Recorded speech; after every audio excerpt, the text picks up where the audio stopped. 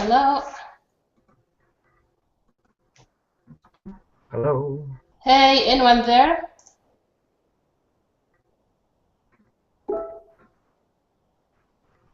Hello. Has anyone else joined the group already?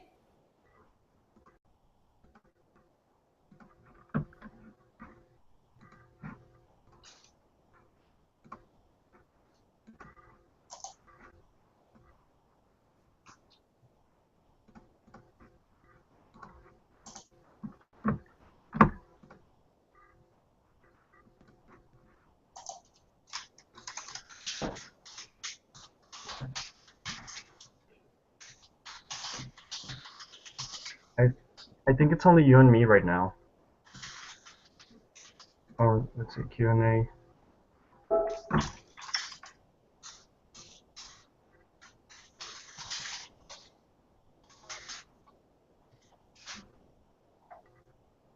Um,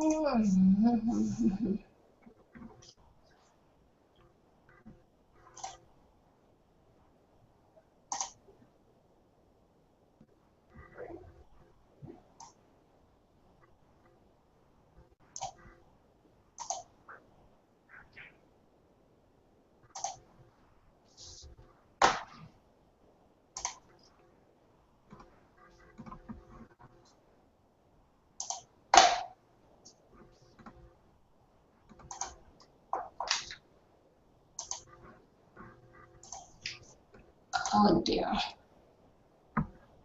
All right. Do you see a base? I see a base, You root, see and yes? a base, root, and cream, and prem. Oh, okay. Maybe they're coming on. They're in the Q&A. Okay, see four viewers joining in. All right. Prem says he's not able to listen. I don't know. Ask him if his mic is turned on. His microphone. Let's see. Yeah.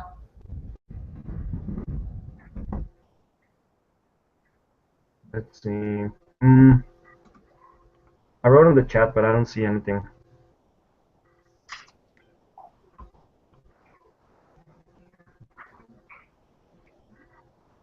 Root, a base, prem.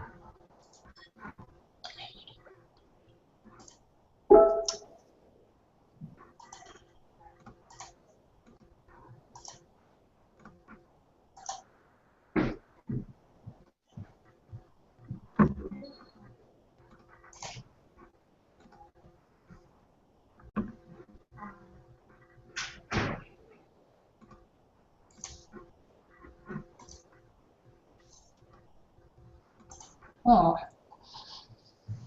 Ah, there are five fellows now. Hello.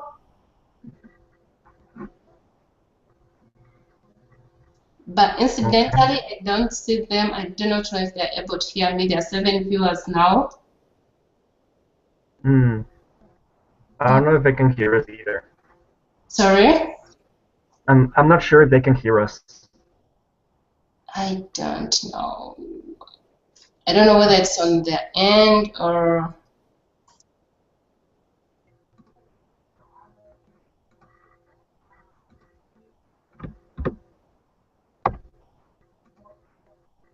Hmm. Ernesto is here as well.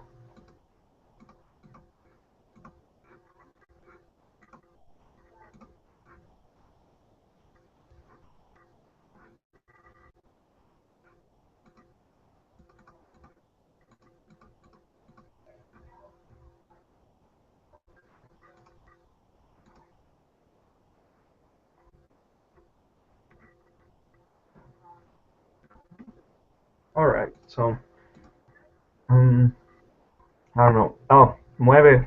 Mm-hmm. Mueve's here. Aves can hear. Everybody can hear. I think we're good, Harriet. Can everybody see the presentation, or do you need to screen share me, Harriet?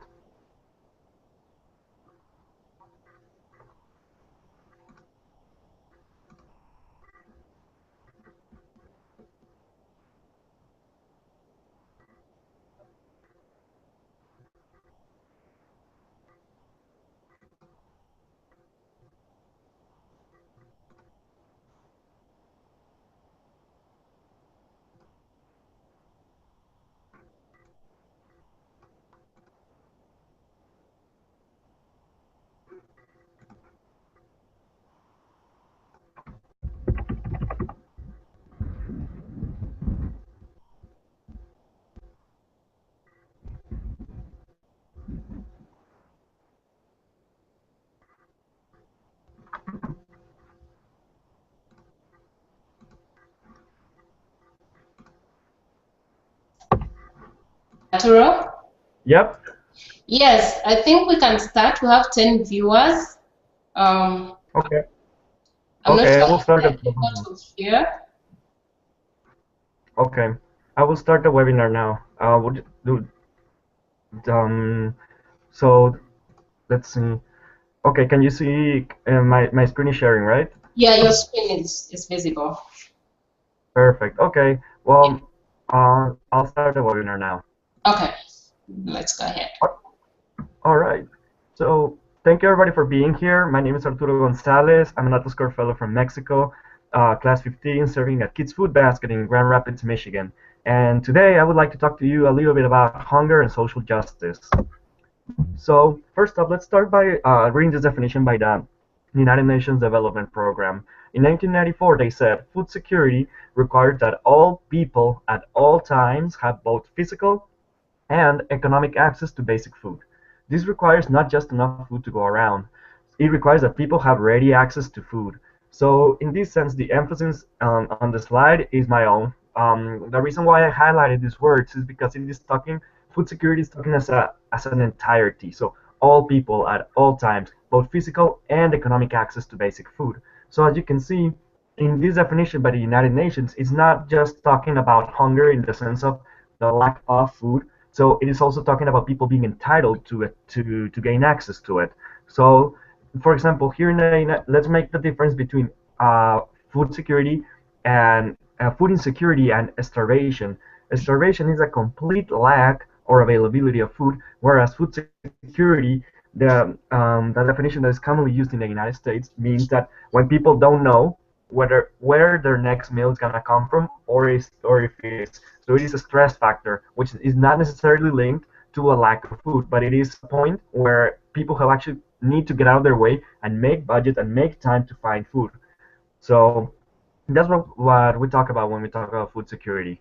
So let's look at this map, for example. This is the World Hunger Map, and as you can see, the United States is blank and it's excluded from the Global Hunger Index.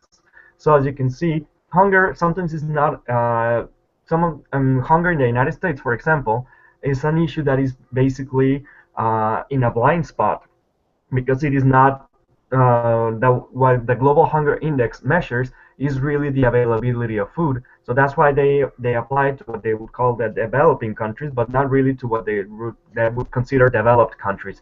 But that doesn't mean that there is no hunger in the United States, for example. So just to give put this into perspective, 1 in 5 children in the United States have food insecurity. 1 in 4 in Michigan, 1 in 3 in the county of Muskegon. So that's 33% of the children in one county in the United States that is considered the most prosperous country in the world are facing food insecurity, where children can go up to 18 hours without eating because the food that they get it from school, but they will go home and there will be no food there. So in a sense, that is a different phase of hunger. So before we go more into that, let's just talk about two different approaches of explaining hunger in the world. So there are two main ones. The number one, nature focused. So this is a classic view. As you can see in this picture, it is basically the idea that there is not enough food. Basically, just like Thomas Malthus said on his essay on the principle of population a while ago, he said that really the main issue is that population grows faster than food production. So in a sense, he said the more people we have, the more mouths to feed, and the less food that we have. So we can increase the food production, but it is never gonna catch up with. It will never go as fast as the increase in population. So he said the problem with hunger is that we have way too many people in the world. That's what Thomas Malthus said, and that's our original premise for this nature-focused approach. We have too many people, too little food. So this, as you can see, the main driver of this point is physical availability. So we're talking about physical resources. Now, let us talk a little bit. Everybody has heard the phrase "a place at the table," right?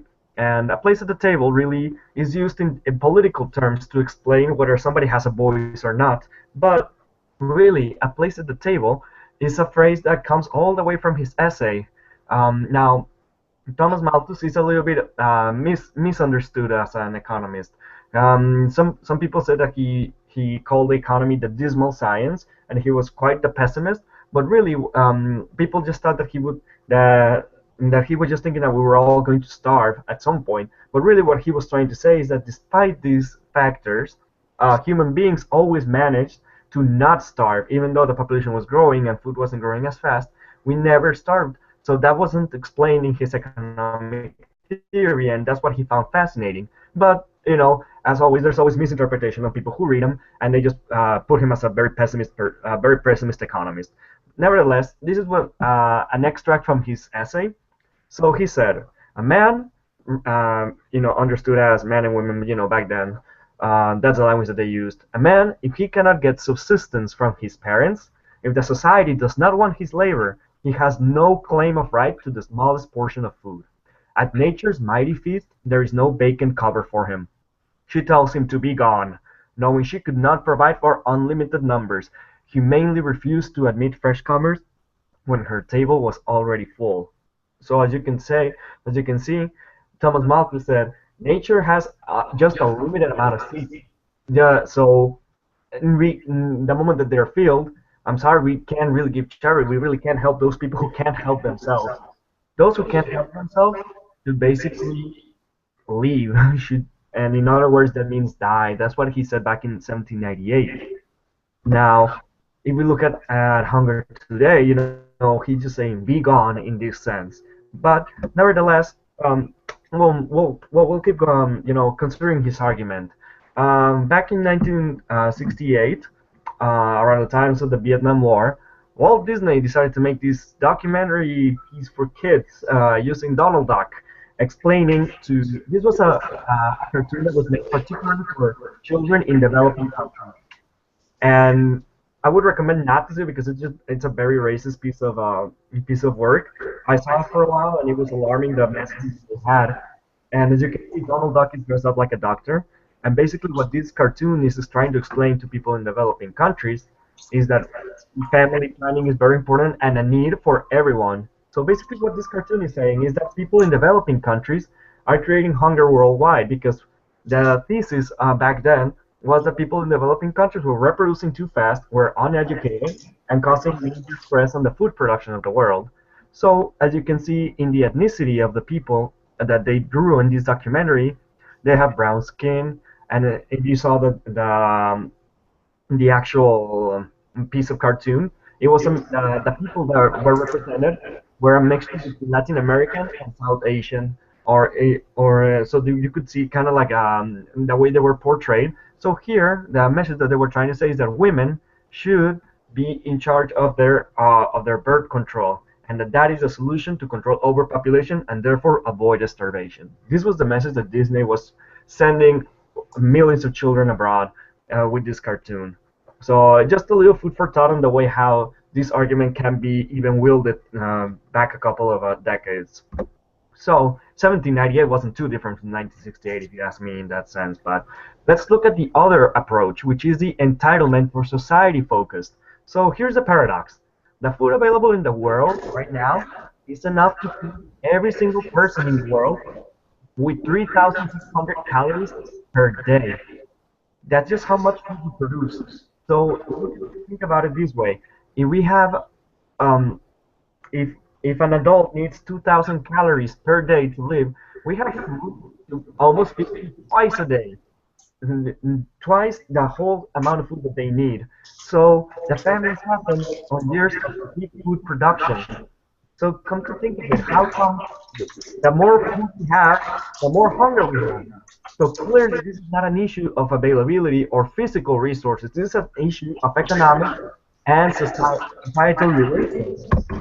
So let's think a little bit about what Alex de Waal said. He had a new variant, famine thesis. So he said, AIDS attacks exactly those capacities that enable people to resist famine.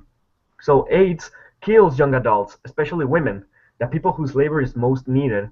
So what he's trying to say is that, for example, AIDS, which is considered a public health issue, is not separated from famine or hunger. We cannot separate them as different issues. They're actually cross-intersectional between themselves. So the moment that you're not taking care of public health, you are not strengthening economic capacity of families, which in turn leads to people not being able to be entitled and buy their own food or produce their own food.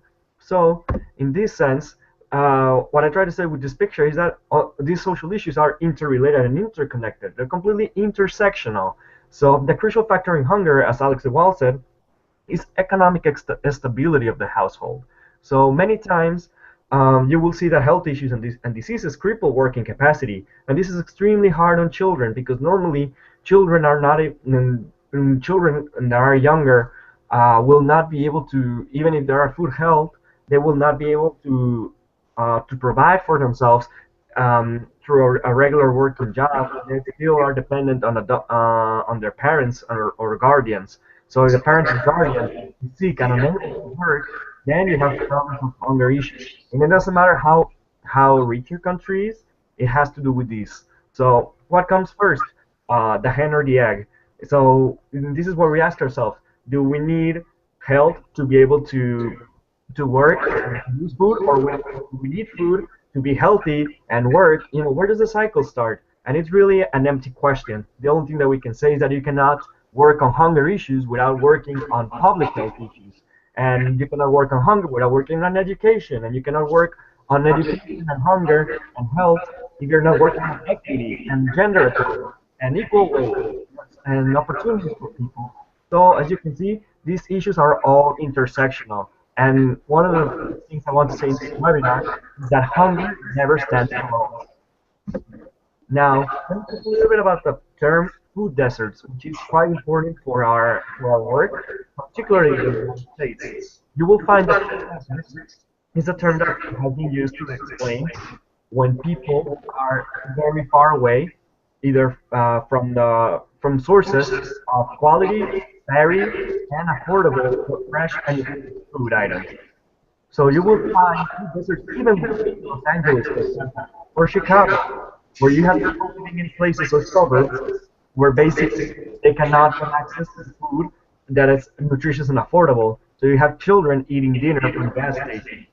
So what can you get at a gas station? You can get beef jerky, you can get instant noodles, you can get soda, you can get chips, but you cannot get fruit. And even so, like for example, in certain suburbs of Los Angeles or other cities, you will find that the corner store may have certain kinds of foods, but they have such declining quality. They might be rotten, they might be smashed, they might be out of their price range. So in a sense, people can't make ends meet, and they are tied to the dollar value of fast food places. So a food desert is characterized by having lots and lots of fast food establishments, and that's the only food that's accessible for your budget.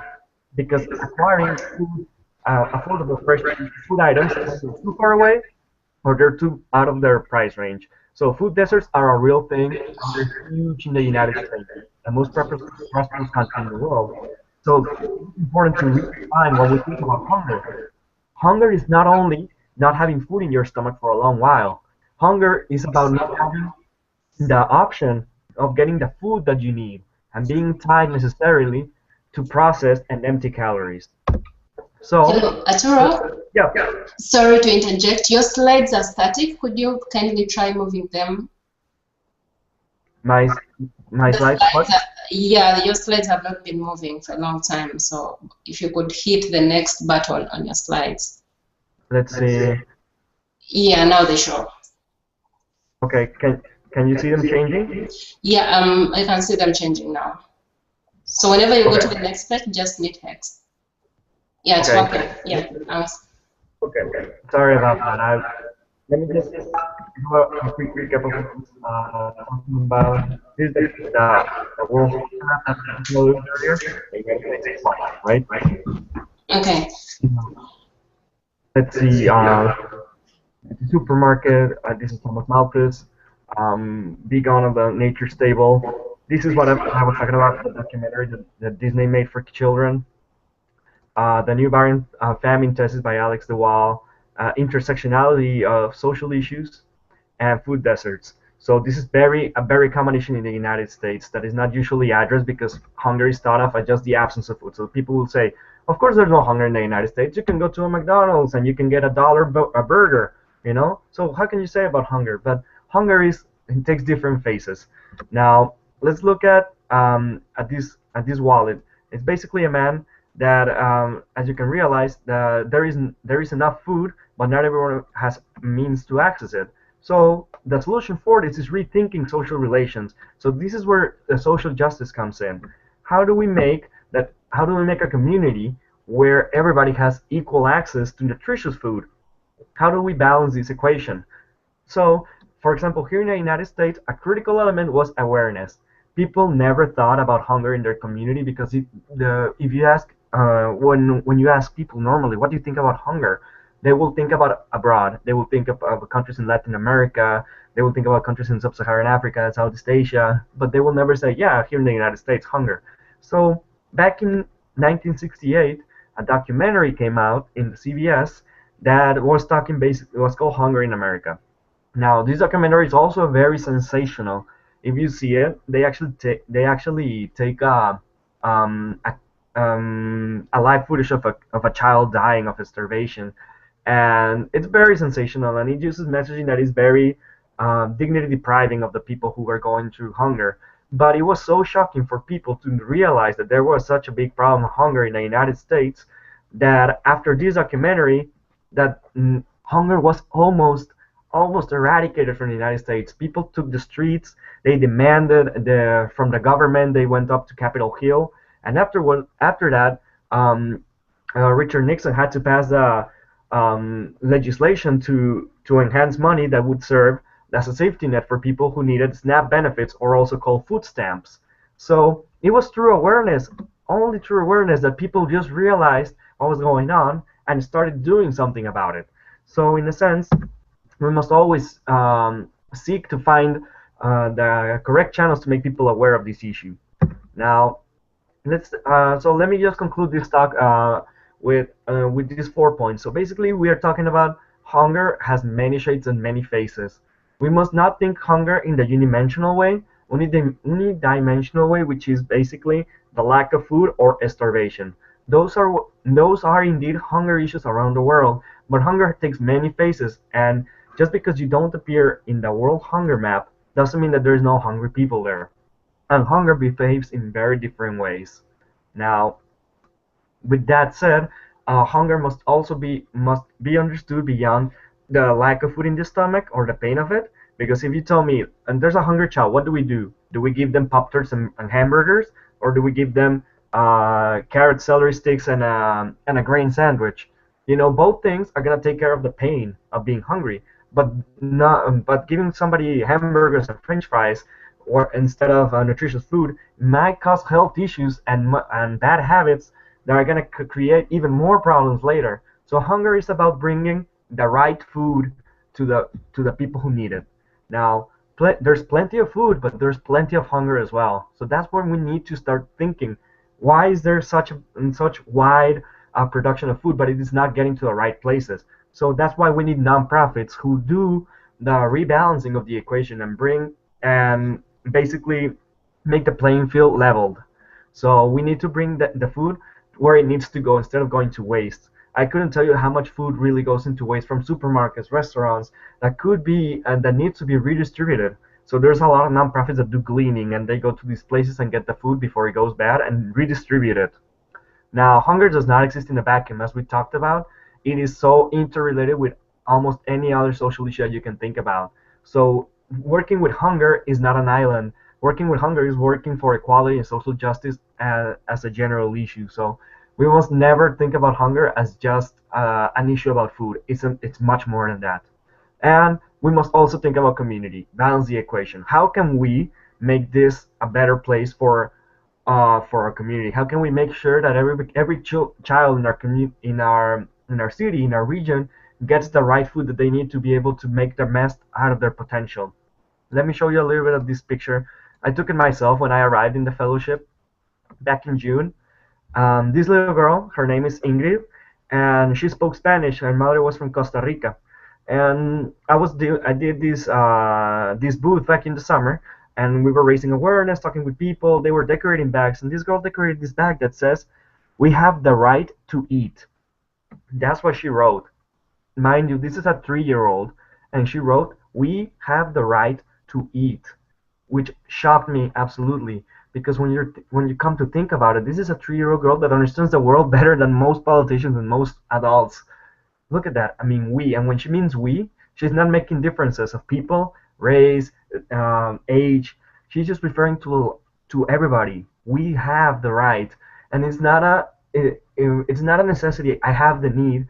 It's not a privilege. It's saying every single human being requires and has the right to be entitled to food. So this is a big lesson that this little girl taught me, and I don't think I can actually forget it anytime soon. So we must always rethink how can we address hunger in our community to make sure that it is equitable and fair to every single group there.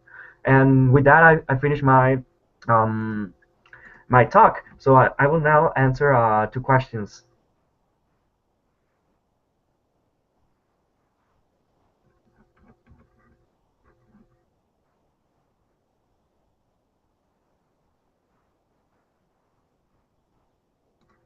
Can anybody hear me?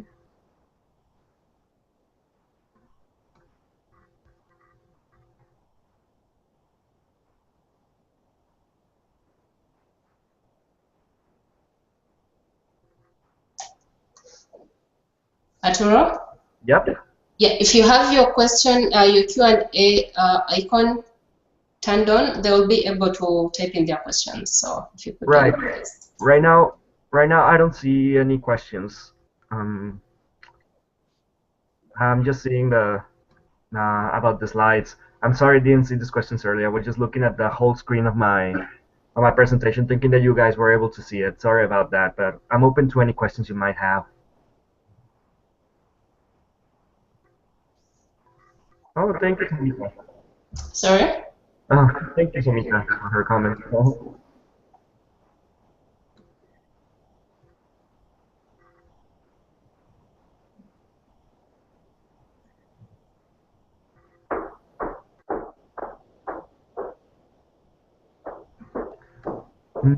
I don't think we have any questions. Um, thank you, Ernesto. Appreciate it. Well, okay, fine. If we do not have any questions, I would like to thank everyone for tuning in for Arturo's presentation. It's been very nice. And we will be sharing the slides with you in the mail and the email that will follow. So we'll get on to Akil for our next webinar. So thank you so much. Please don't go. We have another webinar coming on. Arturo, thanks a lot. Thank you, Harriet. Okay.